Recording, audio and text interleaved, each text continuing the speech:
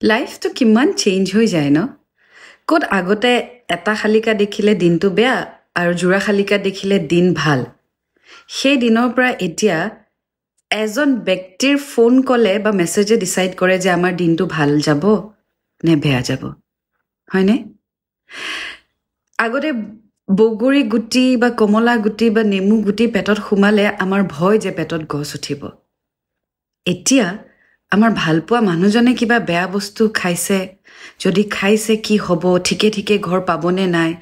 বা কিমান খাইছে কিমান পৰিমাণত তেওঁ ইনটক্সিকেটেড সেইবোৰ ভয় হৈ গ'ল এতিয়া আগতে ঘৰৰ ভিতৰত ছাতি খুলিলে বা ছাতিৰ তলত সোমালে মাহঁতে কয় সাপৰ হৈ যাবি বা কুজা হৈ যাবি আৰু এতিয়া ইমানে কম্পিটিশন ইমানে প্ৰেছাৰ ইমানে লাভত কমপ্লিকেশনছ যে সেই প্ৰেছাৰে এতিয়া আমাক অটোমেটিক্যালি সাগে কুজা কৰি দিছে বা আমি সেই বুজাটো সেই হেভিনেছটো এতিয়া ল'ব নোৱাৰা হৈ আমি নিজেই সাগে হাৰ মানি দিছো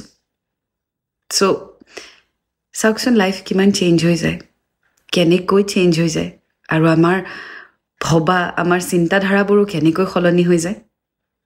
হয়নে